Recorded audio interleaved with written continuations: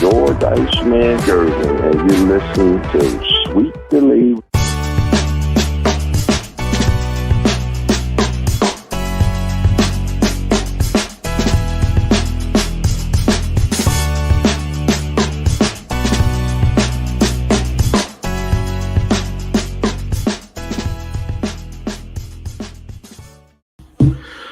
All right, hopefully everybody can hear me. It is the inaugural episode of Sweep the League.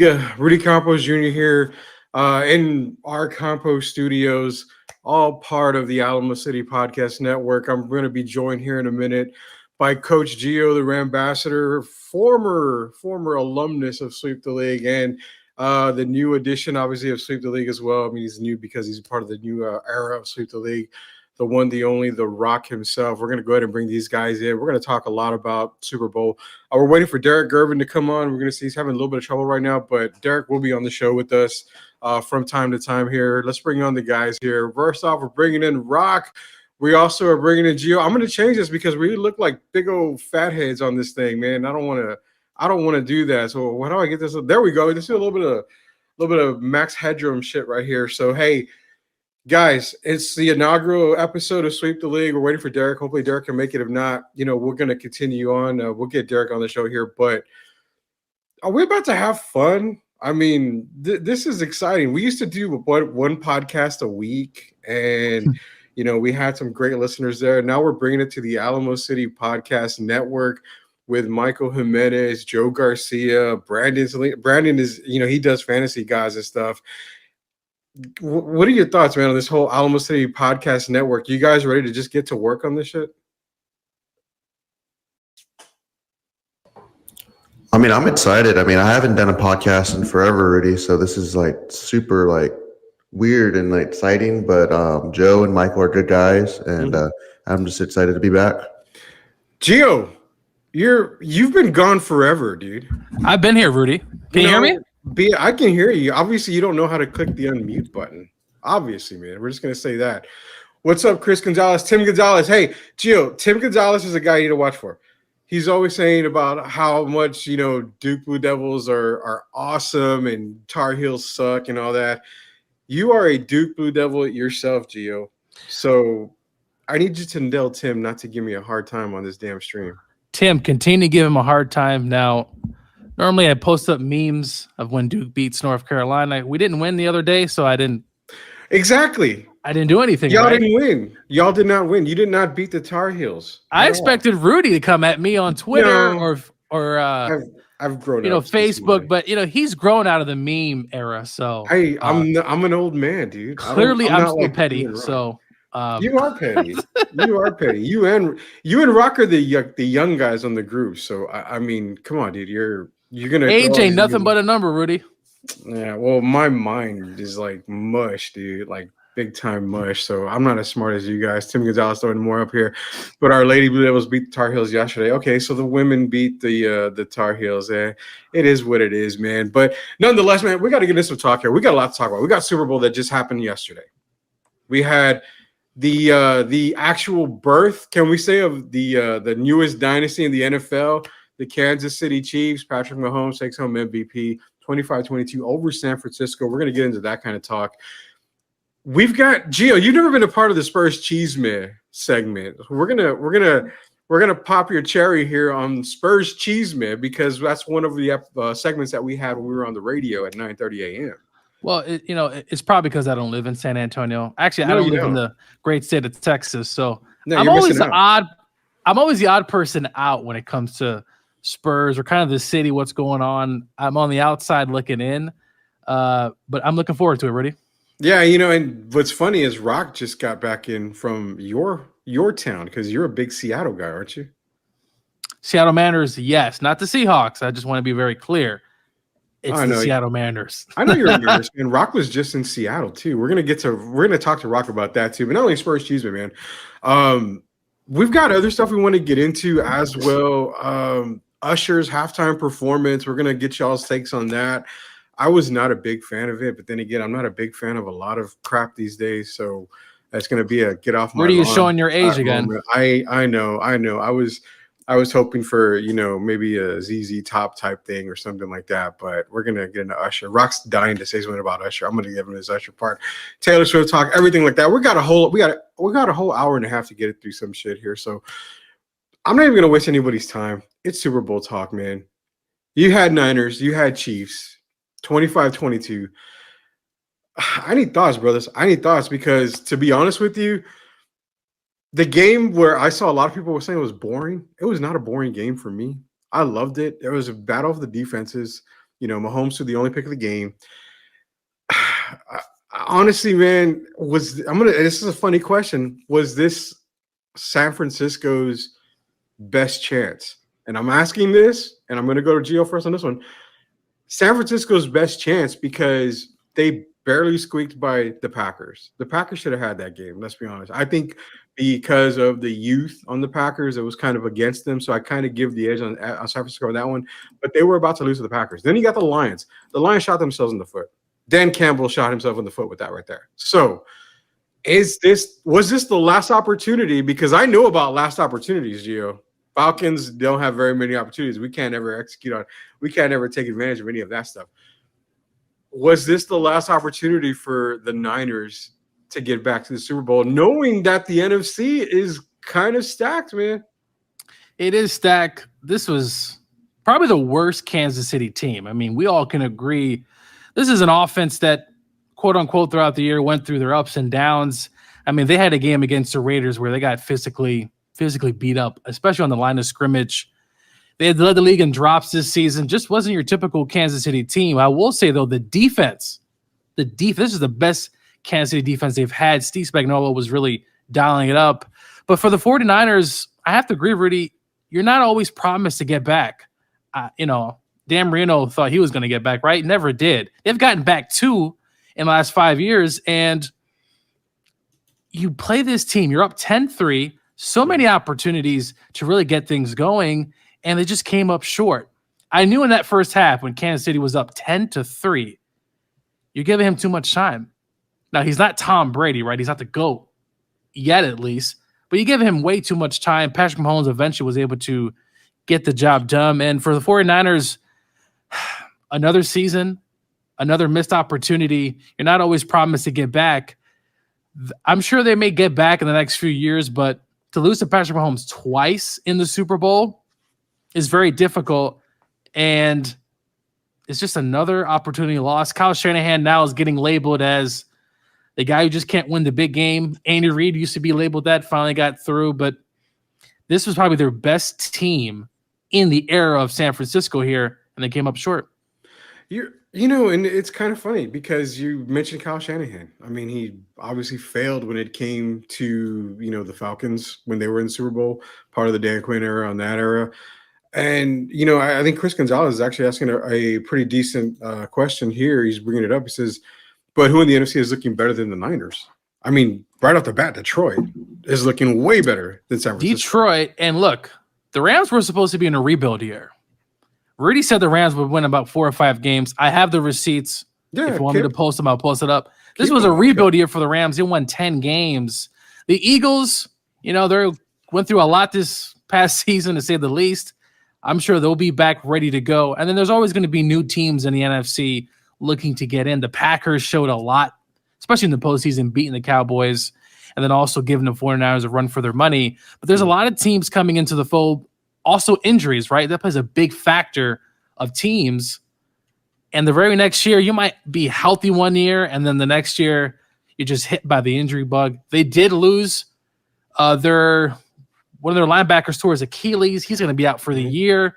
So already starting off on a bad note for the 49ers.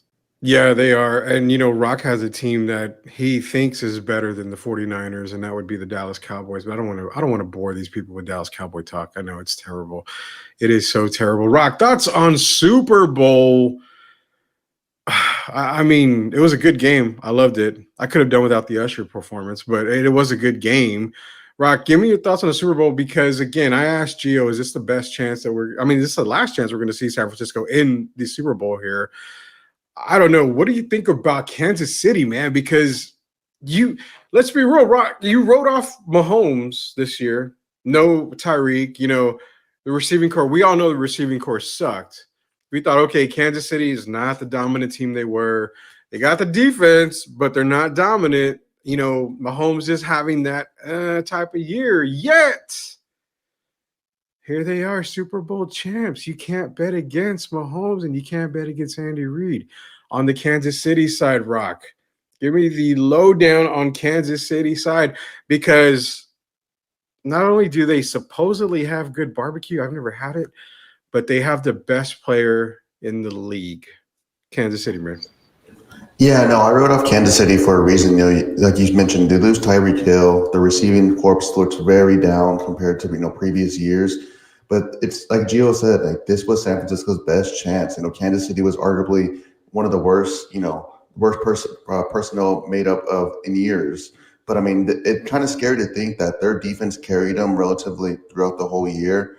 And then the Super Bowl, I mean, Mahomes is great. It's so hard to bet against him, but this was San Francisco's best chance given on paper. They have more weapons than the Chiefs, but the Chiefs still got it done because you have Mahomes on your side. As mentioned, I did write off Mahomes because I figured, the Ravens or Bills maybe take that chance at the beginning of the season because, you see them coming up and you saw Lamar had an MVP season, but they both came up short. You figured the Bengals are going to be back too before Burrow's injury, but it's just Mahomes. I mean, it was a great performance. I mean, by Mahomes, clutching it up in there at the end. I kind of figured that was going to happen, as and the NFL meme wrote, people were saying that's the perfect script that they wanted to see for the Chiefs. Dude.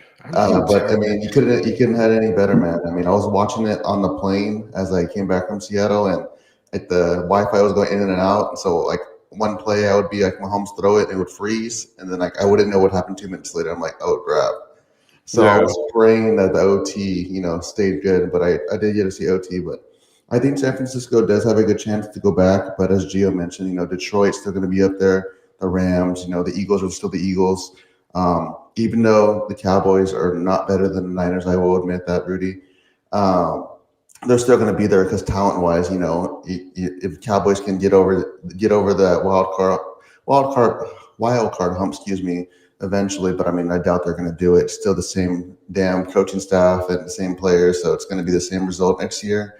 But San Francisco does have a good chance, but it's so hard to get back to the Super Bowl. You got to pray for injuries and stuff, but this was their best year because now you got to look at paying Brock now. I mean, what are you going to do? Are you going to pay him? Or, are you going to have contract talks? So, man, I was hoping to go an entire show without hearing about the Rams or the Cowboys. I mean, Rudy, that's not possible. It is possible. I was really hoping to go an entire show without someone mentioning the Rams and the other person mentioning the Cowboys. Like, oh, how, the Cowboys, the next team and all this and all that. No, it's come on, man. Okay. Rudy, you can bring up the Falcons. Go ahead. No, I don't want to bring up the Falcons. They're failures. There's a reason why the F is beginning of Falcons. Falcons failure. I'm not gonna lie.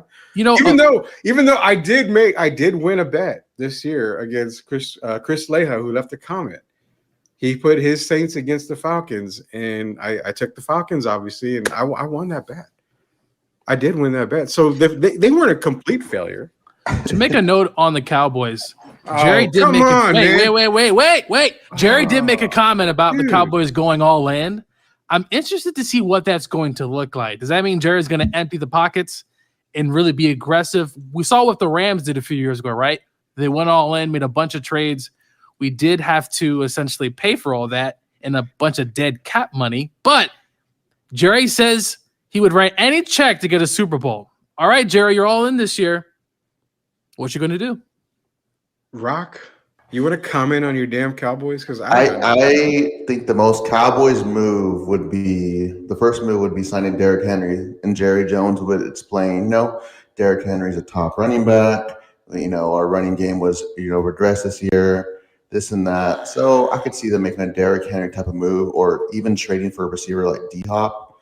I don't know. I mean, I doubt they're going to go all in, though. They always say this every year, and then they end up signing former first-round picks who are just decent role players into contracts, thinking they're going to turn into superstars.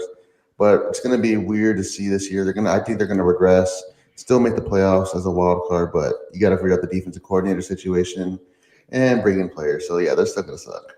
Yeah, I guess he said that's a no. So what? No. Hey, what's up, Matthew Lerma? Hey, what's good, man? Thank you everybody for joining us. This is episode 1 of Sweep the League, part of the Alamo City Podcast Network. Hit that subscribe button. What do you kids say? Smash the subscribe button. We got to get up to 1,000 followers. I think there's 700, or 670. I think 670 is the last I checked. Got to get to 1,000. Gio can't do it, but if we get to 1,000, we're gonna give a lucky San Antonioan a nice Burger Boy gift card, because everybody loves Burger Boy. Gio don't know about Burger Boy. Gio's Rudy, about that. You talk about Burger Boy all the time. Can we not get him as a sponsor? I'm trying. I have to eat the food again. I haven't eaten it. All these years you've been rooting, and we can't even get one free burger from them. Come on, Burger Boy. No, I've gotten free burgers from them before. So you have. Wow. I have gotten free burgers from them before. What's good, Jesus? How you doing, man? Hey, man, Lockdown Spurs is here. And it's funny, Lockdown is going to be part of the Spurs Chisme today. I was on the recent episodes. That's going to be the Chisme we're going to talk about when it comes to Spurs later on Sweep the League here every Monday through Friday. Now, we're putting up with us for an hour and a half every Monday through Friday from 2 to 3:30. It's going to be myself, Gio. Rock's going to be in here from time to time. Derek Gervin's going to be a part of the show. We got a lot of people coming on. We got the mock draft guy. He's going to come in here, talk to you about all your NFL draft stuff. We just got a ton of stuff. And Gio's going to give me shit about Caleb Williams. Hopefully not today. I'm not ready for any Caleb Williams talk today, Gio. Stop being a hater. I don't know. Just because a man wore a dress doesn't mean he can't be a franchise quarterback, Rudy. Caleb Williams? When was this? So he had a photo shoot where he was wearing some nail polish, and I think it was some sort of dress or some sort of, let's just say, a different look for a quarterback. But my thing is, hey, if you can play the position, if you're a great player, I don't care what you wear. What? No, I don't know. I'm not even going to get into that kind of talk, dude. Jesus Rivera says he's tried Burger Boy. This is not the show to get into talk like that, man. I don't want to try that. Matthew Lerma. Okay, so Matt's giving us updates here. This is episode 1. This is the most, this is going to be the biggest episode here because there's the first one dropping. Like anything as, hey, episode 1 is going to be, worth the most. Secret to getting more subscribers is get your current audience to like and share the video. The more likes and shares video, give the YouTube comments, it to others. So yeah, smash the subscribe, share the stream, share it everywhere. Please share it. I know my studio looks like crap right now. Rock is behind Gio decided to go, all blur the background because we know his office and his studio is probably crap back there. And you know what? No problem, Gio. You probably have Ram stuff behind you, Duke Blue Devil stuff, and all that. It's just a white screen. It's okay. You have all that crap. The Peloton is kind of showing up here on the side, so I was like, what's wrong with the Peloton? Rock's more in better shape than you and I combined. I'm in okay, dude. I have a white background. I'm in an office in my apartment. Rock, that's bull, Rock. You're in good shape, man. No, don't be like that. You know you're in good shape like that. Sorry. So again, Alamo City Podcast Network. This is Sweep the League. We are talking Super Bowl, talking about San Francisco, talking about, honestly, man, last night's game, either team should have won. Let's be real. Either team had an opportunity to win there. Go back to that coin toss, for overtime. I think San Francisco had the option to defer. They took the ball. Apparently, they figured if you score, they didn't know the rules, basically. But I have to say something. Was that the right call? I think it was because you had Kansas City coming off the offense and going into overtime. Your defense was just on the field. So getting the ball first in overtime, I think, was the right move to give your defense rest. But man, I don't know. Would you have deferred it, or would you have taken that, or would you have taken the kickoff? I mean, that's the question I want to ask to you guys. What would you have done in that situation? Because we're not blaming Kyle Shanahan on that. We're not blaming anybody. I mean, it's no really right or wrong answer. But real quick, I'm going to give y'all 2 seconds to answer. Yes or no? Do you defer? Do you take the kickoff when you're in overtime on that particular part right there?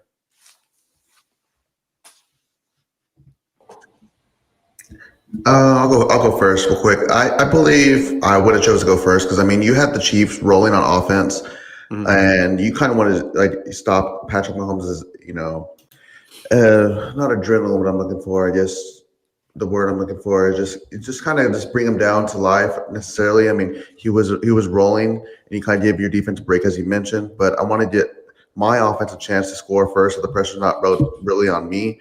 But I mean, they did their thing, and I think they made the right choice. I don't know if I would have just let the Kansas City have the ball first. You're right on that, man. I mean, I think the key that I'm looking at is, like I said, you had your defense on.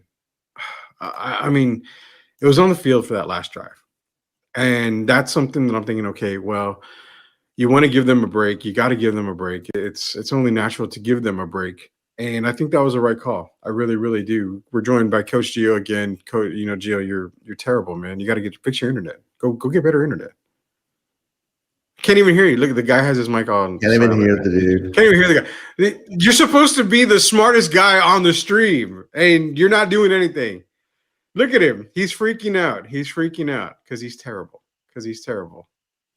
We'll get to him in a minute here. We're gonna get a couple more things. Greenlaw was a huge loss for the Niners. He was stopping the run and stopping Kelsey. Once he went down, Reed was about able to adjust and got Kelsey 9 reps. He's right. Greenlaw was huge, and that was a very freak accident, man. Very freak accident, just running on the field, and it's like, okay, tore the Achilles, and he's done for the game. Was it a big loss? Hell yeah, it was a big loss. It was a massive loss. Huge loss for San Francisco right there. We have the Drew Show. People on KC and people on the CBS crew did not know the overtime rules. True. I think it was the Niners. Niners didn't know the overtime rules. I think it was KC. Homer on CBS thought that the clock could have run out before the winning touchdown. He brought it post-up. Game wasn't corrected by Andy Reid. Yeah, I mean, it seemed like last night there was a lot of confusion in that overtime part. Too much confusion, and it kind of made it weird. But nonetheless, man, great game. The past couple of years we've seen some really good Super Bowls, really good Super Bowls, and again, don't bet against Mahomes. I mean, you couldn't bet against Brady. No, you really cannot bet against Mahomes at all. So going into next season, Rock, I mean, you're going to tell me, you're going to try to sit here and tell me your Cowboys are Super Bowl bound and they're going to be doing this, they're going to be doing that. I don't buy the BS every year at all. We're also, before we get into Rock, we got to bring on another guy here. Another part of Sweep the League is going to be joining us from time to time as well. Derek should be here. We'll get him in here in a second here. Derek, but Rock, your Cowboys, how going into next season, can you give Cowboy fans any type of hope? Because I know they're not good at all, man. I mean, it's going to be hard to give Cowboys fans hopes because, I mean, you're going to the same coaching staff, and I don't think there's going to be a big change. Defensive wise, you don't know what scheme you're going to be running. I mean, I know they did technically have agreement with Mike Zimmer already, but they did say today that they haven't finalized things and that they still might go after Rex Ryan. So is Rex, who has been on a coaching hiatus for a while, going to be able to get speed up with the game now? I mean, I know that he said that he feels like this Cowboys team, he can, be that person that helps them, get over the hump, but I'm not buying it yet until I see Jerry make those moves. I don't think Cowboy fans should expect a Super Bowl. It's the same thing every year. I mean, I get hyped a little bit, but I know I'm going to be hurt with the same result. Derek, you're here. Can you hear us? Hey, yes, I hear you well. Cool. Can you hear me? Yeah, you're kind of going in and out a little bit. I'm gonna have to get you some mics for you, man, so we can get you on a little bit here. So you're good. We got a full show right now, full thing. So again, inaugural episode of Sweep the League here on the Alamo City Podcast Network. Again, this is our first episode, so if we have stuff going wrong, it's okay. We're fine. We're good. We're gonna get it down packed. We're gonna get it good, here pretty soon here. So, we got Derek Garvin on the phone on the line here with us. Derek, Derek is a former NBA player for the New Jersey Nets, UTSA legend as well. He's going to be talking to us basketball. He's going to be talking to us football, everything like that. Again, he was a member of our Sweep the League radio show as well. Proud to have him back. Like I said, we're going to have a whole lot of stuff coming up here. Whole lot. Derek, you doing all right, man? I'm doing great, man. I want to say hello to Rocky as well. Another day for He's coming. Yeah, man. Yeah, coming a little. Let me. I'm gonna shoot you a message here real quick, Derek. But let me get to Gio real quick. Gio, before we move on from football talking, I want to get Derek's take on some of the football stuff here. I was asking Rock about next year. You know, you've got. I told him about the Dallas Cowboys. One of the surprise teams was the Rams as well. I mean, we're not gonna lie. The Rams were a surprise. Puka Nacua, you know, Stafford. He's just been revitalized there. But if you had to put the Niners somewhere in that NFC ranking, I want you to put them somewhere in that ranking. Now, I'm gonna be real with me. First and foremost, I look at the Niners as, and again, dominant team, but I think I look at the Niners right around the 3 spot, ranking wise. I have Detroit 1. I'm super high on Detroit. I think it was just a fact of Dan Campbell just, you know, he didn't shit the bed. He just didn't take advantage of the opportunities is what it was, you know, for Dan Campbell. 2, it's kind of like I have Niners 2A, 2B right around there, but I'm going to put them 3rd. I mean, honestly, man, I like the Eagles going into next season. I really, really do. So for me, it's Lions, Eagles, Niners. Give me your take on that. Yeah, I mean, look, the 49ers, there's no mistake about it. They've been one of the top NFC teams. If they don't lose Purdy in that game last year, possible they beat the Eagles in the NFC Championship game. Not sure, but nonetheless, they've been in these games the last several years.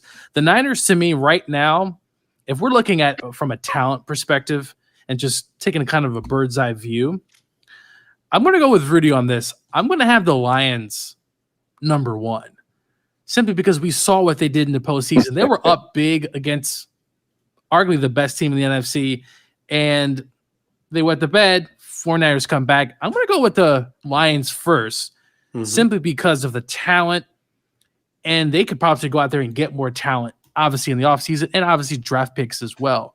Yeah. The number 2 team, though, and I know what Rudy's going to say. I'm going to be a homer. It's my team. I'm going to go with the Rams, and this is why. As a down year that it was to win 10 games, get to postseason, lose to Detroit by 1, Puka Nacua, Rudy, had the best rookie season as a wide receiver. I mean, it was just phenomenal. For him to get only 2 votes as rookie of the year was a travesty, and we'll talk about that a different day. Matthew Stafford coming back at the helm there. Kyron Williams had a huge season. If he's not out for those 4 games, Rams probably win more games on top of what they already did. On top of the Rams having a ton of money, ton of cap space, draft picks, finally a first-round draft pick. I like the Rams at number 2, 49ers number 3. And the Eagles, though, I will say that's a team to look out for just because they have the talent. They just kind of ran out of gas at the end of the season.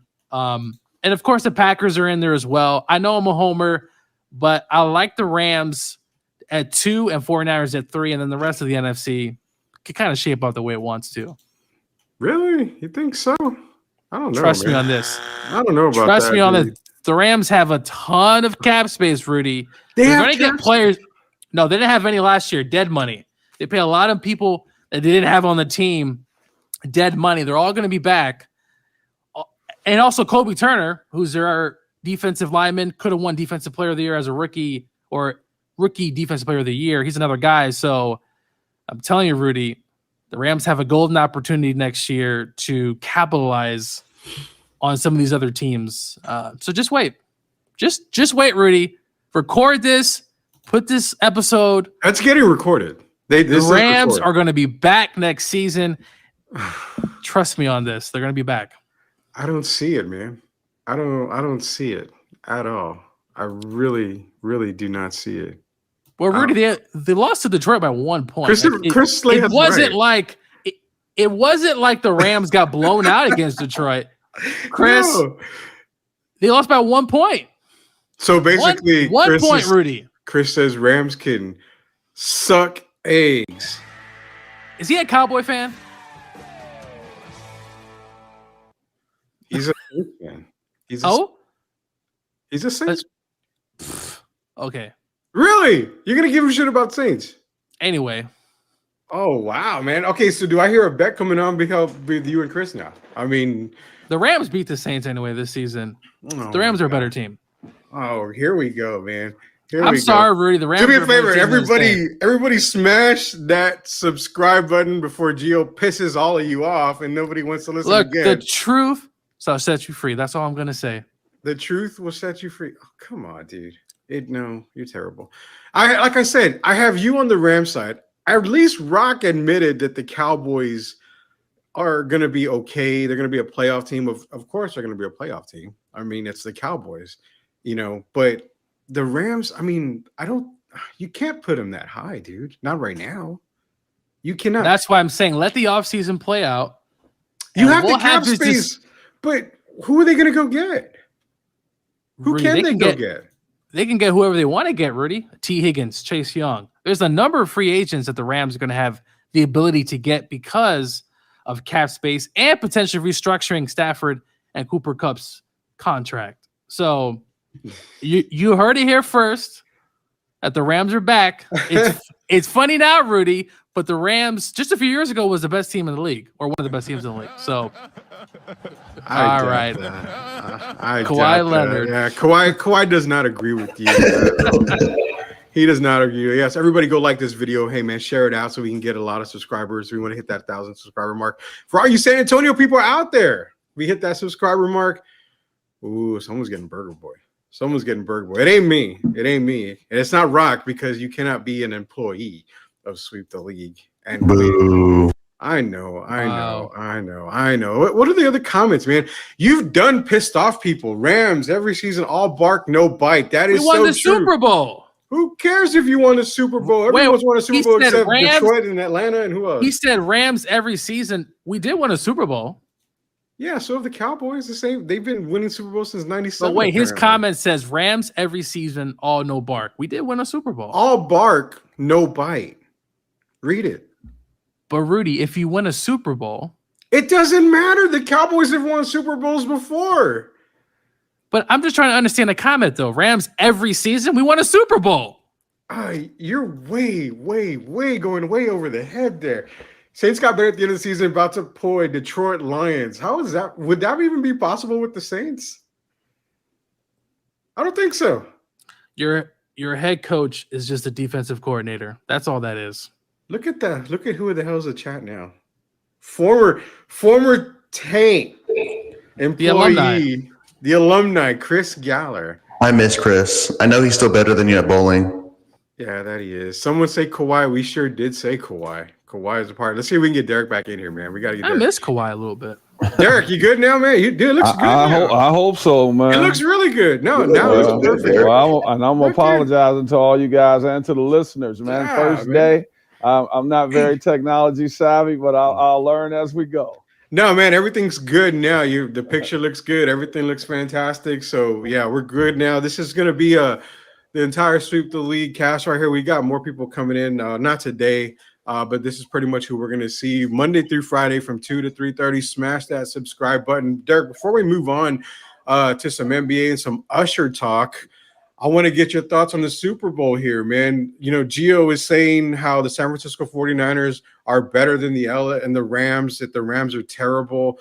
Rock's over here saying that he wishes the Cowboys had Patrick Mahomes so his team could be good.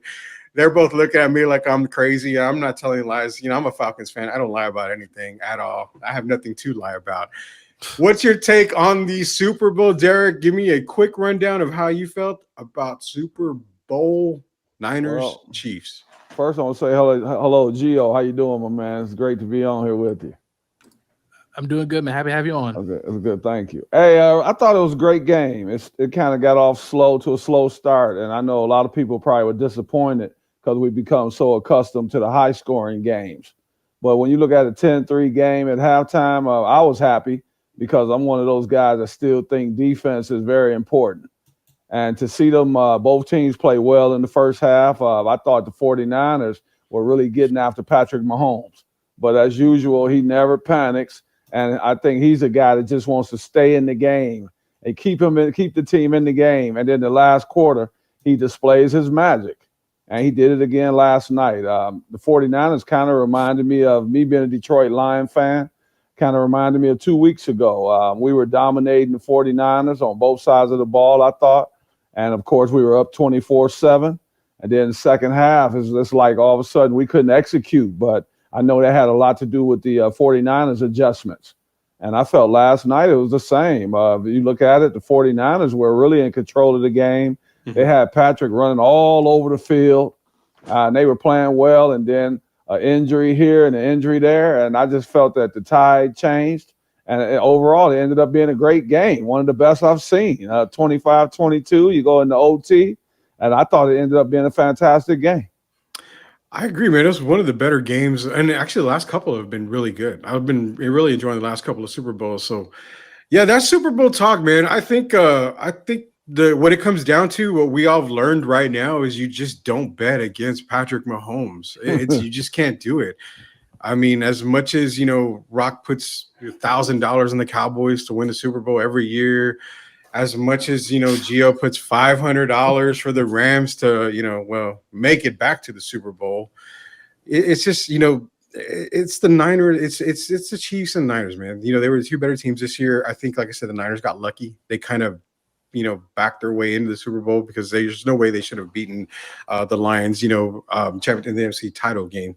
But nonetheless, it happened. Next year, probably the favorites are going to be maybe Lions, Niners. On the AFC side, can we say probably the Chargers are going to be one of the top favorites going into next season?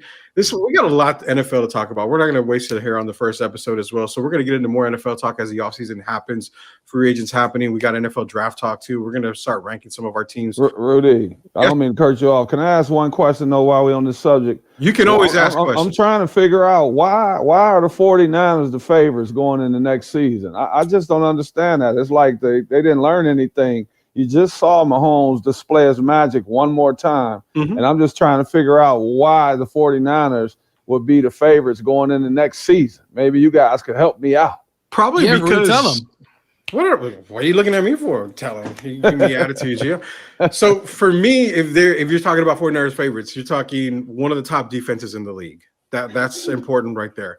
Also, you've got, so many weapons on the offensive side. You've got Debo, you've got McCaffrey, Brandon Ayuk. You even got all the way down to like Juwan Jennings as well. So, Brock Purdy, who Cam Newton and a lot of other people are calling him a game manager. I don't buy the game manager stuff.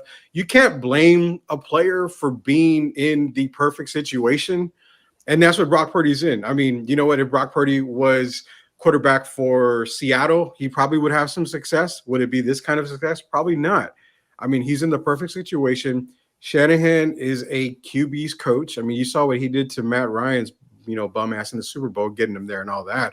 MVP season. Gio, don't give me that look. Don't give me that look, Gio. Don't disrespect Matt Ryan. I'm not disrespecting Matt. I've disrespected Matt Ryan forever. I'm sorry. But, I'm still bitter about the Super Bowl. All you guys, with the exception of me and Derek, our teams have not won a Super Bowl, but y'all's have. We don't know that feeling yet. Derek's going to find out next year when the Lions win Super Bowl. Positive thinking, wishful thinking. Thank you. I'm never going to find out. I've always said that I wasn't even born. I wasn't even born when the Cowboys won a Super Bowl, Rudy. So I don't even know how it feels. Well, at least you can say in the past the Cowboys have won a Super Bowl. You can buy a VHS. That is true, but you know what? Nonetheless, I'm destined to die without a Super Bowl title in Atlanta. It's just going to happen. I already know it. I'm going to tell my daughter Joanne to be sure to put a Super Bowl ring when the Falcons win on my grave. That way I can enjoy it at least one time. But yeah, Derek, I think it's just because of the hype, just because of what they did this year. Defense, they've got a very stacked offensive squad. And that's kind of reason why they're probably one of the favorites going into next season. This is Sweep the League, episode number 1, all a part of the Alamo City Podcast Network. I'm using the word, smash the subscribe button on YouTube. You can go on YouTube, follow Alamo City Podcast Network, hit the subscribe button. You can find us every single day, Monday through Friday, 2 to 3:30. We're going to talk football, basketball, baseball, boxing. Hell, we're going to talk wrestling. We're going to talk entertainment. We got to talk about Usher. I don't know about you guys, but I was not a fan because I'm going to tell you why I'm not a fan of that. And there's nothing bad about Usher. I'm just going to get into it here. We're going to talk about everything. Rudy Campos Jr., Coach Gio, you got The Rock, you got Derek Gervin. Get us some comments here. We got Swiss in here saying Lions were amazing all season. Mistakes were made against the 49ers, which leads to mistakes against the Chiefs. And here we are. Chiefs are champion again. That is so very true. Matt Lerman here. They were one bounce of the ball and a punt away from winning the Super Bowl. That punt, yeah, there was a whole lot. And I want to get into some sweeper keep here later. We're going to talk about Brock Purdy, another segment that we do here. But first, we've got tons of Spurs guys in here. And, you know, you've got the Michael Jimenez, and as you can see Derek there with his Spurs gear on. Michael Jimenez has his show in the mornings with Joe Garcia. They talk a lot about Spurs. A lot of people talk about Spurs. We're going to get into some Spurs talk here. I've got a couple of topics here. First, let's get over to the Chisme section here. So, like, I hear about the Spurs, this y Spurs that, y como que esto y esta, pero I never hear about the real Spurs chisme. Dime, por favor. Thank you, Spurs Chisme girl. That was one of our radio girls that actually did a recording for us here for Sweep the League. Spurs Chisme. All right, here's the Chisme. We got two things we're going to get into Chisme wise here, and it's from Dateline Locked On Spurs today. It was released today. Locked On Spurs with our good friend Jeff Garcia and myself. This ugly guy made an appearance, and we talked about a topic here. Are the Spurs on the clock this offseason? Me personally, my answer was no. I think 2025 is the year we see the Spurs go into free agency, go into the summer, go into the draft. Why? The draft is really loaded in 2025. I've been screaming my nutsack off on saying that the draft is loaded next year. Not this year, next year. Plus, if I'm not mistaken, Jason Tatum is bound for free agency. I think Giannis can become a free agent. You've got a lot of good free agents in 2025. Not saying they're going to be free agents, but you have the potential to see that. This year, you've got the whole Trae Young, DeJounte Murray talk, all that other stuff. So is this offseason super duper important for the Spurs, or can they afford to wait a la OKC, a la Orlando? We're gonna go to Derek on this one first here because I want to hear his take. And Derek, you're around the game a lot, the NBA game a lot. And I know you talk to a lot of guys as well. So real quick, Matt Lerman says, what does on the clock mean? So basically on the clock means when this offseason hits, they've got to make a move. They've got to make a splash. They've got to go get a Trae Young. You know what? They've got to go get this superstar. They've got to move their assets because they have a whole lot of draft capital. They've got to move it. You know what? Hey, we can get something for Keldon. They've got to move Keldon. That's what it means by on the clock going into this offseason. Derek Gervin, take it away. Well, this is kind of a hard answer for me because I think as a team, looking at their future, I think the future is bright. They got a lot of young guys on the team. Even these guys, Branham and Champagne and all those guys are really nice players. But as far as Greg Popovich, he's not aging backwards. And to me, that's the big issue. I know he signed a new deal this past offseason. Mm-hmm. And so what does it look like moving forward as far as Pop? I'm sure that he wants to go out as a winner. So for him to do that, I think they have to make a couple moves right now. You and I had discussed it during the year. Mm-hmm. And I thought that they needed to bring in a point guard. I have a lot of respect for Trey Jones. I think he's a very good player, but I think he's a very good backup. And so I think if you can go out and get a DeJounte Murray or Trae Young, I think it helps significantly. But I also think that they need one more wing player. And that might mean getting rid of Keldon Johnson and maybe looking at a DeMar DeRozan. I would have even thrown Zach LaVine in there, but as you know, I'm a big Devin Vassell fan. Mm-hmm. So if I think that they need to make a move or two this offseason, because I don't think they're that far from contending. And then when you look at the way Victor came on, man, like gangbusters, I think he's ready to win now. So, yes, I think it's very important that they make moves this offseason. Yeah, and, a lot of people are mentioning this here as well. The clock, the window for Wemby. I mean, to me, I get the whole thing. They're saying they're wasted, the Wemby window, but we've only got 3/4 of the year of Wemby so far. I mean, what I try to tell a lot of people is the fact that Wemby just got here. I mean, he literally just got here. So you're guaranteed to have him 4 years. And then when he's ready for that first contract after his rookie contract, you're going to get him another 4 years. So, I mean, you're looking at 8 years of Wemby here. He's not going to want to leave right away. He understands that it's a rebuilding process. He understands that this team isn't going to be a play-in team this very first year. You know, we go back to Timmy and we go back to Dave. Dave came into a great situation. Terry Cummings, you know, he had players around him with Sean Elliott as well. Tim came in with David Robinson. You know, he came in with those guys. So the culture was already there. The players were already in place. And I know, Derek, I've talked to you a whole lot of times. I mentioned it on Locked On Spurs with Jeff a ton of times. My hopes for the team this year was literally bottom tier stuff. I'm talking, I've made so many mentions that I had them winning 22 games on the year. And that was it. You know, people said I was a moron. People said I'm dumb because why? They have Wembanyama. That at least adds 10 wins, you know, to another 10 wins. So we're looking at 32 wins, 33 wins. I'm like, I don't see it because it's not Wemby's fault. It's not his thing. It's everybody around him. I didn't see a lot of these guys, you know, taking that extra step. You know, Keldon Johnson, has he hit his ceiling? Devin Vassell, how close is he to this ceiling? You saw the whole thing with Jeremy Sohan. I'm not putting blame on anybody, but it's just a mesh. Now you've got Wemby. You see what you've got. You're able to go into the offseason and correct and rectify a lot of this stuff. This is the type of player that we need to have right next to Wembanyama. So, yes, I do see the Wemby window mentioned a lot. I totally understand that. Let me get to Matthew here. They definitely need to address the holes in the roster, but do they have to get a superstar? No, not really. We already have one. Great point. Wemby is that superstar. Wemby is that guy that you build around. So, Gio, on the Chisme part, you know, this opportunity coming into the offseason, you know, do they need to make a splash? Do they not necessarily get a superstar or get anything, but you've got to get the pieces to start building around Wemby, because even for me, I don't trust 2024 yet, the offseason. I'm looking for 2025.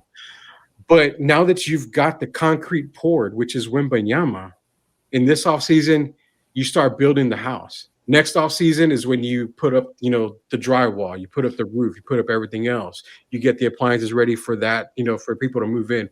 This offseason, Gio, what do you got for this offseason going in? Are they on the clock?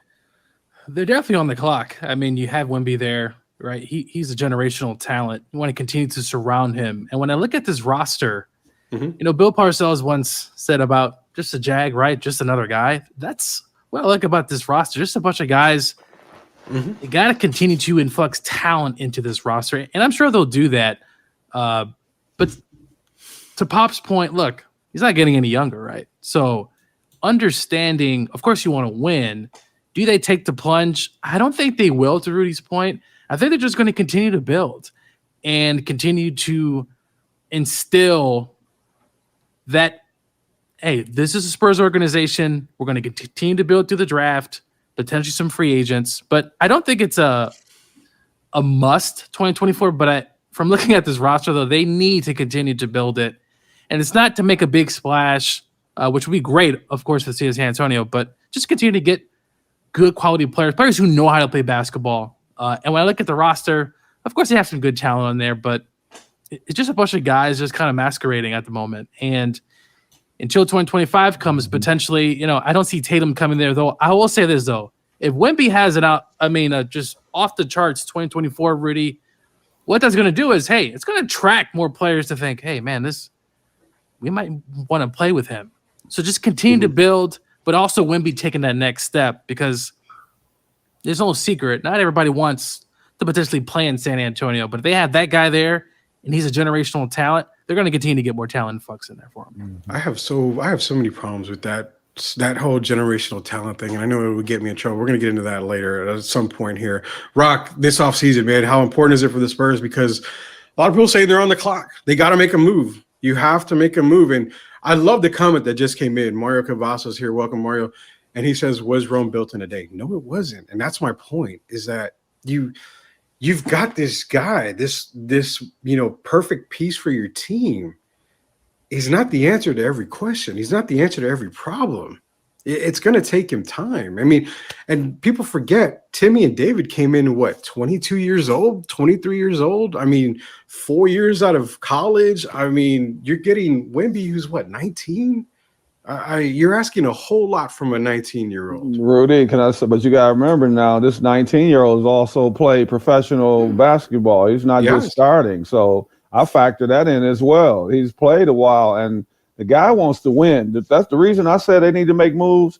If he was just a guy they trying to bring along slowly, which for some reason, I know he's played 28 minutes a game, and I don't understand that, to be honest. But if you just look at his disposition, he's a guy that wants to win now.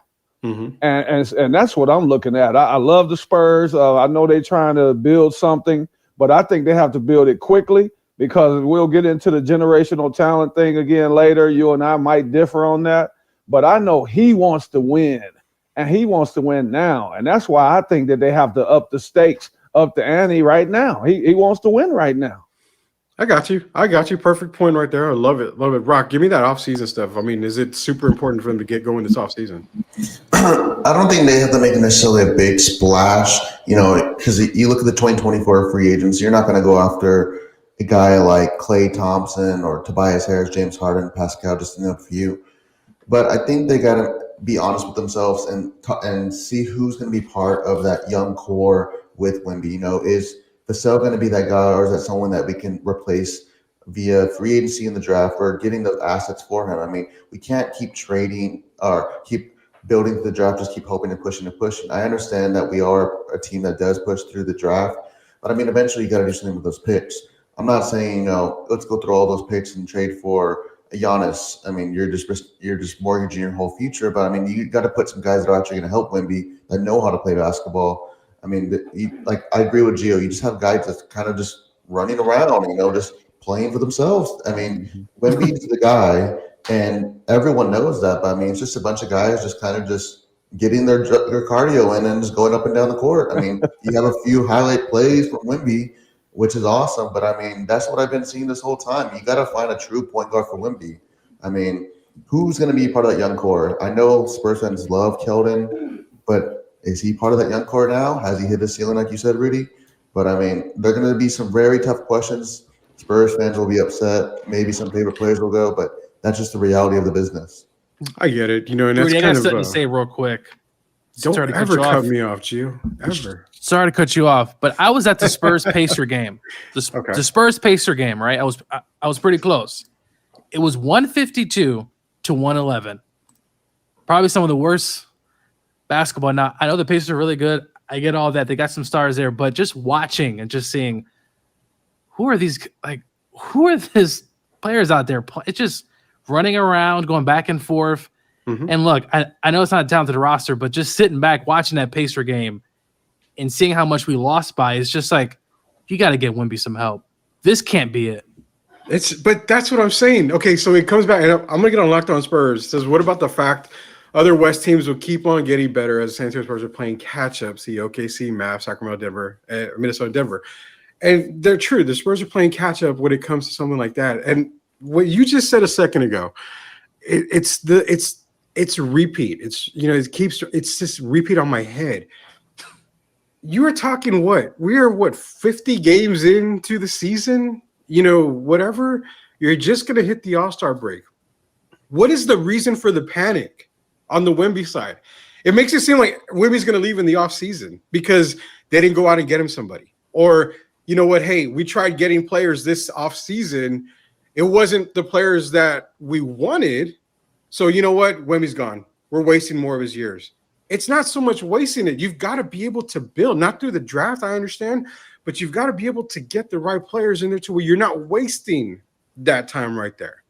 I mean, there's so many steps that people have to take to get, to where the Spurs used to be. There's no way, and that's what I'm saying. I hate the fact hopefully this situation doesn't turn into a Kawhi Leonard down the line. No, I know that, but I'm just saying we don't know what the future holds. For all we know, Wemby ends up being like Kawhi, then what are we going to say? That's a possibility too. Okay, that was a possibility. Go ahead, Derek. Rudy, what if we could pull off? Okay, look at the New York Knicks. The moves they just made, and they just made 2 more moves with Alec Burks and Bogdanovich, and they didn't even have to give up any first-round draft picks. Yeah. So what if the Spurs could do a similar situation like that? And I don't believe they need another superstar because, as you know, and a lot of people might not know, you and I picked the Denver Nuggets last season in preseason to win the championship. Yeah. And so and the reason I say that is because Denver only has one superstar. I consider Jamal Murray a star, but I don't consider him a superstar. But if they can bring in some very serviceable pieces and surround the team, we still don't even know what the end goal is for the Spurs. Gio keeps talking about the chemistry. I'm the same way. What is the goal? Because if you look at it, it does look like a bunch of individual players. And that's not what we're accustomed to in here in San Antonio. This is a team you're talking about with 5 NBA championships. And the fans, I'm not sure the fans want to wait 2 or 3 or 4 years down the line. I know I don't. I want to see us get back in contention immediately because tomorrow is not promised. And you got to take advantage of Wemby while you can. That's just my feeling. I hear the echo on it. I love you guys are echoing what a lot of people are saying, and I get it. But I mean, I don't see it as wasting Wemby right now. I mean, to be honest, can we be fair on this? That we didn't exactly know what we had in Wemby until we actually got him here and he started playing. Now we have an idea of his style. We know how he plays. We know he doesn't want to be called a center, even though he dominates the center position when he's down low. He needs to focus on that, in my opinion. But now that fans, the coaching staff, everybody, the front office, now that they know what they have in Wemby, isn't it easier for them to go in the offseason and make a little bit of moves here and there? But it's not going to happen overnight. I mean, we're not going to go get, a Levine and a Trae Young to come to San Antonio in the offseason. I mean, you could, but again, does that benefit a guy like Wemby? Trae Young is a guy that has to have the ball. He scores. He's a scorer. Levine wants to score as well. So you're taking away from, Wemby right there. So it's like we can't just go plug and play players and bring them into San Antonio. That's my thing. And I don't think it's wasting Wemby's, career. I mean, like I said, we're only 50-something games in. We're only 50 games into the season. I mean, his career hasn't even, taken a step yet, to be honest. He's still got a whole lot more to go. Rudy, I don't want to take over the show, but I don't want you to forget that Trae also averages over 10 assists a game. He does. He's the type player. I know he's a high volume shooter, but that depends on the roster. Sometimes people don't look at the roster you're surrounded by. He doesn't have a choice but to be a volume shooter on the Atlanta Hawks. It's just like Bradley Beal. You know what Bradley Beal is going to be with the Washington Wizards. But when he goes to the Phoenix Suns, he has to make the adjustments. And he was willing to make the adjustments because they weren't winning in Washington. And I think Trae is a very intelligent player. Trae just gets a bad rap. I think he would be willing to make the adjustments if he were to go to the Spurs. He would know automatically that he's not the first option. And I just think he brings a lot to the team. We would see a lot of highlight films, a lot of alley-oop dunks for Wemby. And I think that opens it up for everyone else. So they just need to surround themselves with shooters. They let Doug McDermott go. But we got some guys out there. They even got guys like a Duncan Robinson. There's so many guys, so many options that we could become a much better team, a contending team. I won't say a championship team, but we could become a playoff team by next season, just with a few tweaks here and there. I mean, that's the reason why I love having you guys on the show, because you can make points to where other people, there's a lot of people are negative. Like, no, Trae, no, Trae. If you can, and this is for anybody out there listening to Sweep the League, if you can convince myself or any of us, we're not the type to just, badmouth anybody at all.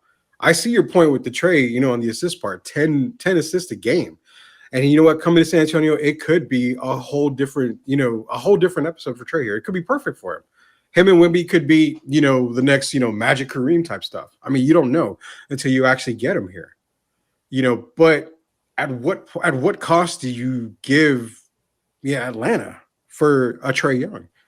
I mean, you're gonna have to give up some first, I'm sure.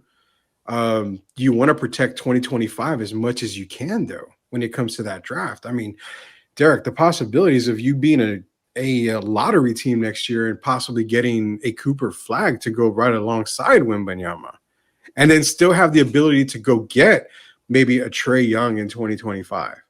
That's where I see. That's kind of why with me, this is, I guess, so we're not beating a dead horse. That's the reason why I look for 2025, because I want to see how that draft plays out for the Spurs. And then once you have that draft, you have free agency opening in a week or two after that. Then you start talking about trades. You start doing this. You start doing that. I think that's where I like 2025, because I think there's so much potential in that draft. Can I ask Gio? I'm sorry. Yeah, no. Go ahead. Gio, because I can already tell we kind of think alike. Don't you think if you bring in a Trae Young, you bringing in basically another marquee name, right? And sometimes you have to bring in the marquee names for other guys to become interested. They say Trae is not well liked out there, but I'm sure there are some guys that would love to play with Trae. And I just think it brings more notoriety to San Antonio. And I think sometimes that's how you have to bring people in. If you look at Milwaukee, they had Drew Holiday. They had already won a championship. But what did they go out and do? They brought in another name. They sacrificed defense to bring in a Dame Lillard. And bringing in a Dame Lillard would make another guy want to come there next year. This guy might want to come there next year. And I just think they will have the same effect. If you were to bring in a Trae, I'm not saying it has to be Trae, even if DeJounte Murray were to come back. But sometimes you have to bring in that other marquee name. I didn't say marquee player, superstar, but Trae has a very good name in the league. He's done a lot in the league. If you look at it, he's been the overall statistic-wise the last, 5 years? Yeah. He's even had better stats overall than Luka. So I'm saying sometimes you just got to change the direction. And I think bringing the guy in like him would change the direction and make some other players think about making that move to San Antonio. And to Derek's point, look, sometimes you need change, right? Like doing the same thing over and over as the Spurs have done the last few years. Now, granted, it's been a different time, the players, the draft, all that stuff. But I do think bringing in a name talent start to attract more players, not necessarily changing the culture, right? But just changing the direction of what the franchise typically does to then bring in potentially a Trae Young, another bigger name coming into the roster. And then, look, maybe I want to go play with Wemby, right? And Trae Young and this and that. Start to build up some of that, just build up for the city, right? Get the fans going. Just give them that hope. And I do understand Rudy's point, though, to not go all in, obviously, in 2024. That's what Jerry Jones is saying over there in Dallas. But to just bring attention, to bring some of that. And Trae Young, if he's on the Spurs roster, trust me on this, Butts will be in the seats, and there's going to be a highlight reel, and he's going to understand that, hey, I got this talent here. Well, if I make him 10 times better, that's going to make me better. And then other players in the league is going to see that and think, I want to go play in San Antonio. Yeah, true. Rock, been kind of MIA here. I wanted to ask you, too, on the possibilities of – because, I mean, the Trae Young possibilities are there. Let's be real. There's been talk, Trae's even made mention about Wemby and all. So the Trae Young possibility is there for the San Antonio Spurs going into the offseason. Picking a player, I mean, would you rather see a Trae Young or a DeJounte Murray back in San Antonio? I mean, or who do you think in 2024 could be targeted? I would go after a Trae Young. I mean, I love DeJounte. I loved his game when he was here. But, going off with with Derek and Gio said, Trae Young as in that high pick and roll with Wemby, that would be one of the most unstoppable, duos in the NBA. What are you going to do? Are you going to sag off Trae and let him shoot, or are you going to follow him and then Wemby's going to be wide open just to roll to the paint? I mean, no, but if they go with that, you got to get those shooters around him because, I mean, looking at shooting wise in the Spurs, I mean, who do you have that you're going to trust to be able to shoot it through right now? I mean, Dev Vassell's hit or miss. I mean, we might as well throw you and Rudy to go shoot or call Derek back up in the NBA to go shoot a three for the Spurs. But, I mean, you need guys around you that can shoot. I mean, you had Doug McDermott, one of your best three-point shooters. Now he's moved. So where do you go from here? I mean, you have Wemby pulling up at the beginning of the season. You had Zach Collins breaking threes. So what do? I mean, you need to put shooters, guys that are around Wemby because everyone's just so focused on Wemby. I know Wemby can one-on-one. He's going to win that matchup mostly every time. But, I mean, what are you going to do when he's double-teamed? You pass it out, and he knows, oh, crap. It's like Rudy. The way I see it is like when you're at Gold's Gym, you're hooping with some guys, and one guy that can't shoot is wide open, and the defenders go, let him shoot. That's probably Wemby. He's like, oh, man, I really got to pass it to him. I have a better chance of making the point myself. That's the way Wemby Papa sees it right now. Man, that's the way I saw it during that Pacer game. Hey, Rocky. I said it. So these guys are out here playing street ball. Well, yeah, and offseason wise, say they go out and get a DeJounte or a Trey. I mean, that's going to be the marquee name. And you mentioned shooting. There's a player who's going to be out there. He's going to be available. And you know what? He's going to be cheap. And he's a shooter. And that's Klay Thompson. He needs a change of scenery, obviously. He's out of Golden State. Now, grabbing a guy like Klay, who in past years, San Antonio has, we're talking guys like Steve Smith, you're talking Michael Finley, Glenn Robinson. They've brought in guys that just needed a little change of venue, and they've worked out for them. And that they've helped them, in success. Speedy Claxton, he came to San Antonio. He was rejuvenated for a year, left and got a nice contract somewhere else. I mean, the Spurs know when to bring in certain guys. And I think Klay Thompson, knowing he's going to be really inexpensive this offseason, Golden State probably won't be asking for a lot if he's re-signed with them or anything like that. I mean, it's a possibility that you can go get a shooter like that and then still go get yourself a Trae Young, pair him with Wemby. Does that sound a lot better than, we have Devin, Keldon, and Wemby? Or does this sound better? We have Trae or DeJounte, Klay, and Wemby. I think then you're talking, play in, maybe playoff spot right there. It's hard for me to say playoff, even right now. No matter what they do in the offseason, it's so hard for me to say playoff.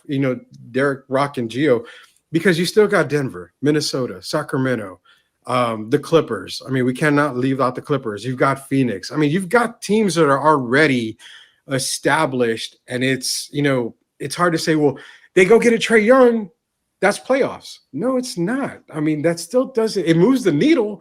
It just doesn't shoot the needle all the way over to where I can consider them a playoff team next season, depending on what happens in the offseason. This is Sweep the League, and you can join us every single Monday through Friday, 2 to 3:30 here on the Alamo City Podcast Network. For all you kids out there, go smash the subscribe button on YouTube.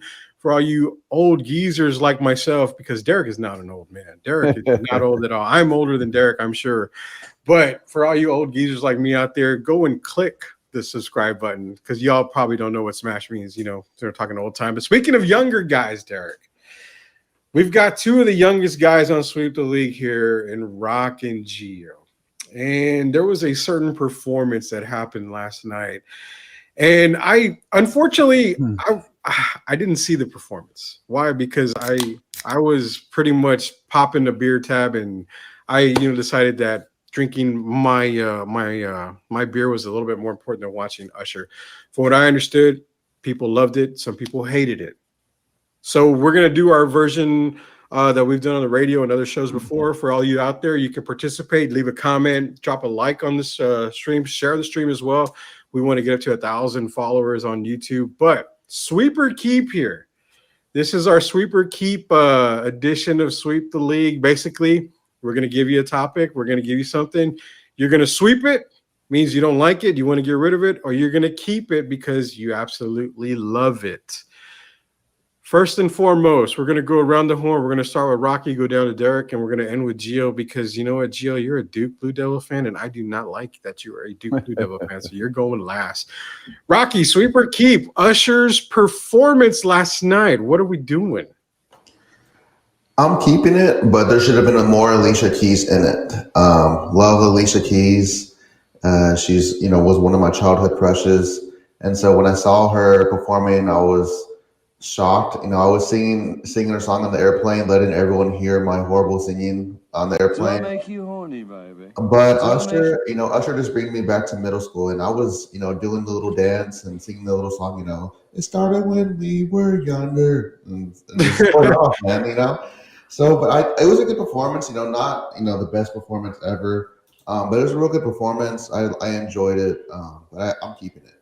Keeping it. Derek, what are we doing? Are you sweeping or keeping Usher's performance? I was with a house full of people yesterday, and that's rare for me because I'm very much a loner. But I'm keeping it. I thought it was. I had some ladies in the house yesterday. They liked it so much that they put it on. They recorded it and Showed it again. Showed it again. I thought it was great. It just it was a change. Usher came out. He's getting a chance to relive his younger days. You just heard Rocky mention one of his songs, and I'm glad to see him get another opportunity to get back to the top of the charts. He's been doing well. I thought it was entertaining, and then to have Alicia Keys on there, of course, only added to it, and then they topped it off by bringing her out there. And I thought her was just great. I thought there was a great collaboration between the three of them. People didn't really know what to expect other than Usher because they said there would be some surprise guests. And when he brought Alicia Keys out there, you heard everybody just go absolutely insane. And you see she still has that voice. She's still one of the top of the chart ladies for me. One of the best singers I've ever heard, female for sure. And I thought it was a great show. So for me, I'm definitely keeping it. Keeping it. Gio, sweep or keep when it comes to Usher's performance? And again, I know you're a big Usher fan because you're trying to get your body to be exactly like Usher's from what everybody saw last night. So sweep or keep? Honestly, I was in the bathroom for some of it, then I got some food. I was kind of in and out watching it. I'm going to keep it. I thought the cameo was really good. Alicia Keys. What Jermaine Dupri was there. I thought that was CeeLo Green though. First, who potentially could have been on Ozempic or had surgery. I swear I did too, and I'm not lying. I said, he lost a lot of weight, CeeLo. I swear I thought the same thing. I'm not kidding at all. So I said, is he on that drug Ozempic? He lost a lot of weight, but yeah, no, I'm gonna keep it.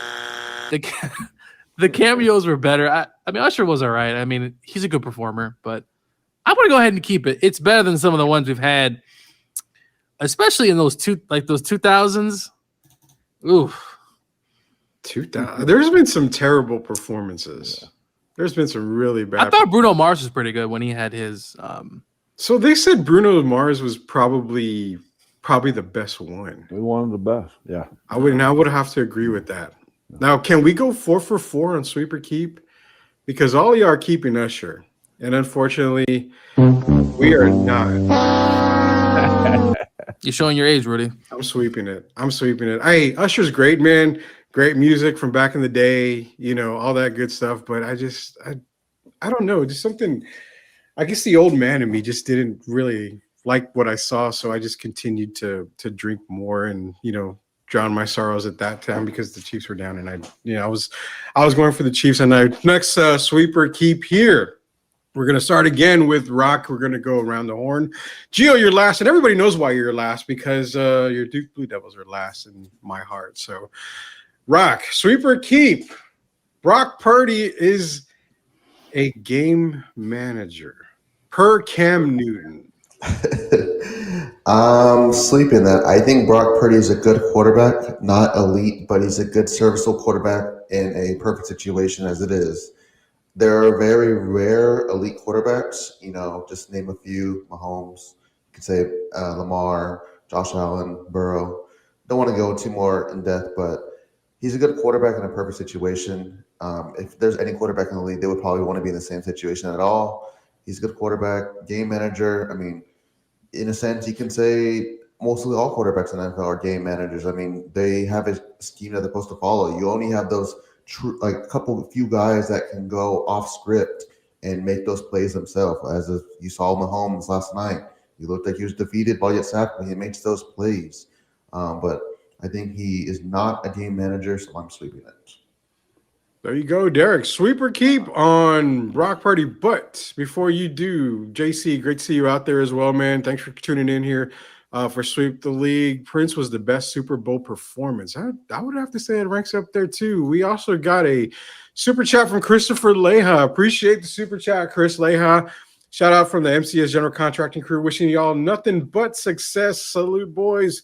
Hashtag USOA Nation in the building as well. Appreciate it, Chris Leha. Chris is a great guy out there, a very great guy. We're going to be seeing a lot of Christopher Leha definitely on the stream. Appreciate that as well, Chris. All right, Derek, sweeper keep. Brock Purdy as a game manager per Cam Newton, which again, Cam Newton is, just Cam Newton. I'm gonna say sweep because I like Brock. I mean, sometimes things just don't go well, and you have to. I don't think people factor in the defensive schemes sometimes. Brock is still a young guy, and there's a reason that they let guys like Trey Lance go. They believe in Brock. I believe in Brock. If you look at the way Jimmy G started off, everybody was all up in the air, how happy they were, and this and that. Mm-hmm. And I think Brock's a better quarterback than Jimmy G already. And I think he's going to continue to get better. He seems like an intelligent guy.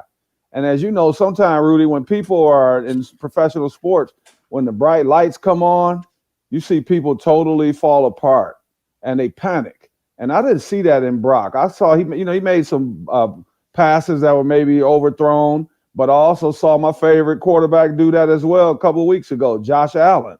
Mm-hmm. So it happens. And he's the type guy, I love him in the West Coast offense, but I think he could play in any offense. So I'm like Rocky. I'm going to sweep it. I think he's a legit quarterback. There you go. Gio, are you sweeping or keeping that Brock Purdy as a game manager? Because I know you know stuff about game managing. You know, any player that comes from Duke just manages to screw everything up. So what are you doing with Brock Purdy, man?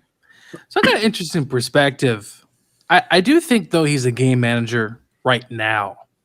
And I say that just because, look, the system is perfect for him. I know every quarterback has a system, right? And this is a West Coast system. It's really get the ball out, and Kyle's really creative. I think right now, though, he is a game manager, though I think it's actually going to, in the next several years, though, I think he could definitely evolve into a quarterback that's going to be a really, really good, potentially a great quarterback, depending on, obviously, the situations. I think right now, though, I think he's a game manager.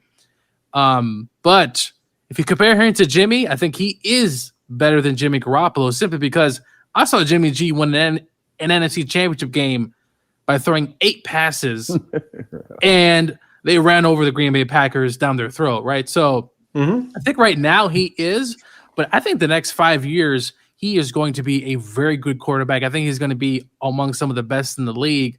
I do think, right now you saw in that game, there were some opportunities to really push the ball down the field.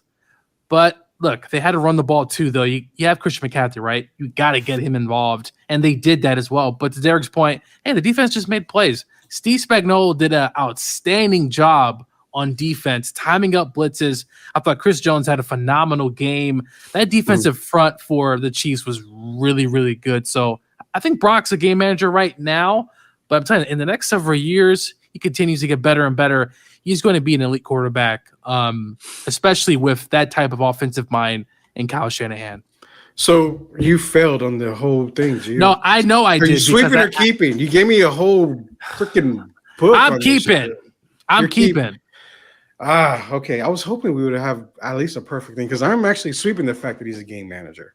Again, I go back to what I said earlier. He was put in a perfect situation, and you cannot blame him. You can't call him a game manager. I mean, the guy's made plays for San Francisco. He's one of the reasons why they got to the Super Bowl. He played stellar throughout the year. There's a reason why he was actually mentioned with Christian McCaffrey. Put your damn hand down. There's a reason why he was actually mentioned in the same breath as Christian McCaffrey's MVP talk. If you're in MVP conversations, you're not a game manager. You're a game changer. You're making the plays to help your team win. Yes, you are. You need to go to the restroom, Gio? Is that you need a restroom pass? What are you putting your hand up for? If Joe Burrow is a starting quarterback, does he win that game last night? No. You don't. I still take.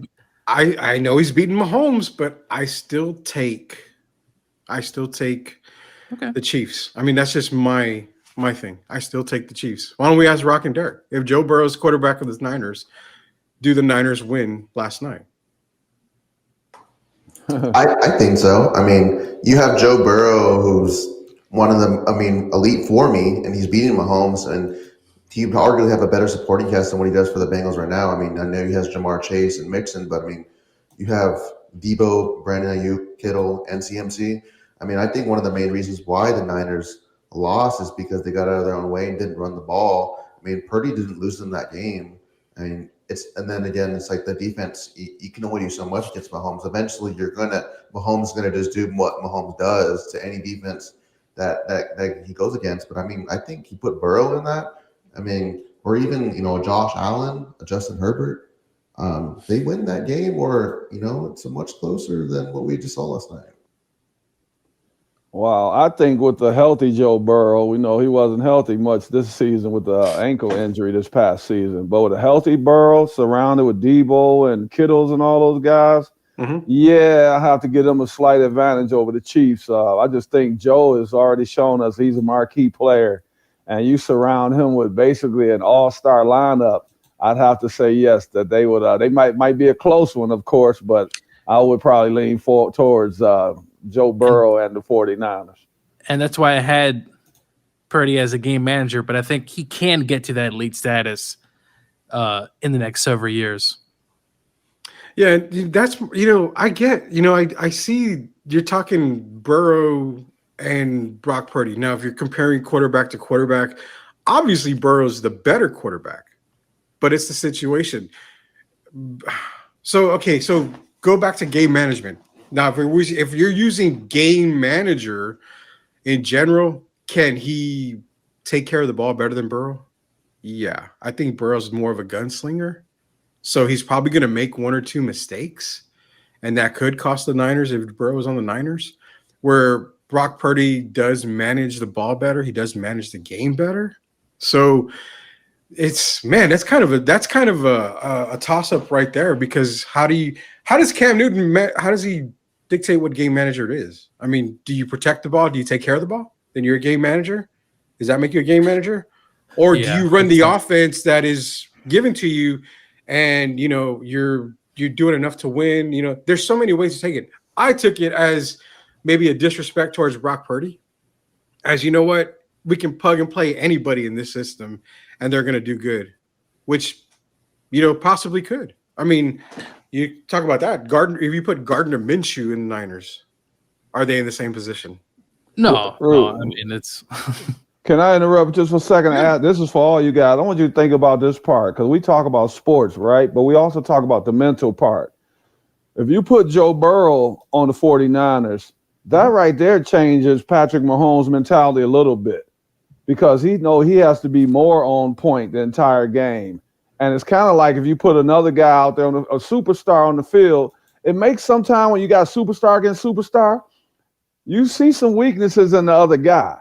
And I think with Patrick Mahomes, he was at an all-time mentally high level. He just knew, with Brock Purdy being over there and there still being questions about Brock, that if he just kept the game close, he basically managed the game, if you look at it, until the fourth quarter. We didn't see a Travis Kelce explosion until I know he had the little mix-up with the coach, with Andy Reid. But just having Burrow on the other side of the ball, on the other side of the field, makes Mahomes, puts a little more pressure on Mahomes. And I think sometimes people don't think about the mental part. Brock Purdy's going to be a good one, just like Gio said, but Brock is still on his way up. Burrow is already there. And then you put him with Debo Samuels and those guys and McCaffrey, man, that's a team that I would definitely pick over to beat the Chiefs for sure. So there you go. And that's the reason why I love this show, and we love having this show, because like I said, you guys can do it. What's up?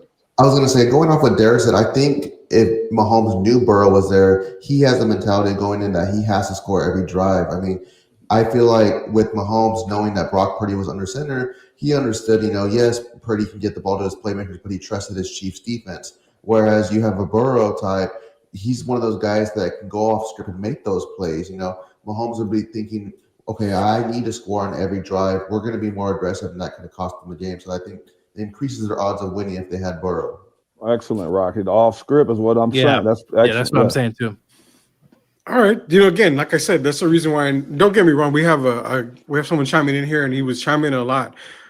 Bent Dink, I'm not sure if I'm saying that right. I hope I am, but he's mentioning a lot of stuff on here. You're not talking to yourself. We definitely see you. We're posting your comments. I'm pretty sure he's going in on me, and I love it. It could be we're here to go in on it. I don't care. I think that's going on me. I think that's my friend Gerald. Maybe so. Maybe so. Maybe so. To be honest, I love it. You gotta keep on keeping on, man. Best Super Bowl commercial, man. We'll do that. Okay. I was gonna do one more sweeper keep real quick on the sweeper keep here. We don't have to give an explanation because we're running out of time here. I just need a sweeper keep. The Atlanta Falcons are going to win the Super Bowl next year. Rocky, I'm sweeping that till the day I die. All right, I'm not going to invite you back on, Derek. Yeah, man, I'm sweeping all the way. We don't have to waste time. Yeah. I'm maybe going to ask you. Nobody cares about what your opinion is. Nobody cares about your opinion. No way, no how. No, that wasn't even the sweeper keep. I want to actually get into the best commercial. So I only saw a couple of the commercials, but I heard the Dunkin' Donuts one was a really good one. Was it with Brady and Matt Damon? Was Saquon Barkley in that commercial? I don't know. I just know it was Matt Damon, Ben Affleck, and Tom Brady. Oh yeah, and J-Lo. Yeah. So I heard that was a good one. Me personally, I was waiting for the Deadpool 3 commercial to come out. When it did, I finally went to see the trailer. But which one did you guys like? We're gonna start with Rocky again. We'll go around the horn. Rocky, Derek, Gio. Which Super Bowl commercial was your favorite? I think the one with Beyonce that was in it, where she dropped about her song. I enjoyed that one, and then I enjoyed it just was real heartfelt. The Google AI one for the Google Pixel. I mean, that's just the one. But that's relatively it. I mean, because my Wi-Fi was going in and out on the plane. Yeah, so that's right. You were flying back. It was hard to see the commercials, so I didn't get to see all those commercials. But I usually watch the day after to kind of just recap. Cool, Derek. For me, I like the one with Ben Affleck and Matt Damon because they're best friends. Mm-hmm. And to see them make a commercial, good. There's been a lot of talk in the media about how J-Lo is unhappy that Matt and his buddy, they're spending time together, him and Ben. So to see them make a commercial and come out and see Matt Damon again, man, out in the public, we don't see him as often as we used to. I think he was a supreme actor. And for me, that was definitely a good commercial. It made me feel good to see them put all the so-called talk aside and to come out and make a commercial together. I thought it was fantastic. Awesome. Gio, yeah. Which one was your favorite commercial? I like the State Farm with Arnold. He kept saying neighbor. Neighbor. And neighbor. I thought that was really funny. And also a low-key one, the Christopher Watkins, everyone kept copying how he talks. I thought that was just really funny. I don't even know if I could do a Christopher Walken impression. Can you? No, I can't. Yeah. I thought that was a really funny one. I know Jay Moore, who I love Jay Moore a lot. I mean, he does a lot of great impressions. That'd be cool. I'm trying to reach out to Jay, see if we can get Jay to do a Christopher Walken impression. Gio, you got Christopher Layout here. Before we go, what's the bet? We got to go, man, about Saints and Rams. What are you going to bet Chris Layout for the Saints and Rams? You got to make something. Have a better year? I don't know. You want to go head? Do they play head to head this coming year? I don't think so. I know we're supposed to play an NFC South team. I don't know if it's the Falcons. You've already lost. Let's just get out of the way. You're gonna. It could be Tampa or it could be the Falcons. I mean, we just played the Saints. I don't know if that's gonna work out. I don't know. We'll have to continue to talk about it. I don't even know. We'll figure it out. Okay, so we'll figure it out. We're gonna be back tomorrow, same time, 2 to 3:30. It's gonna be Monday through Friday. This is Sweep the League. It was episode 1, part of the Alamo City Podcast Network. It's almost 3:30, guys. We will see you tomorrow, same time. Same place, as they say, same time, same place, knuckleheads. We will be here tomorrow. See you guys later. And Rudy, remember, I'll be back Wednesday. Derek will be back on Wednesday. Guys. I'll be back Wednesday, but I will be here. And I've enjoyed this day. First day, man. I love it. Gio, it's a pleasure, man. It's nice meeting you. And Rocky, I'm you guys. Glad we're doing it again, my man.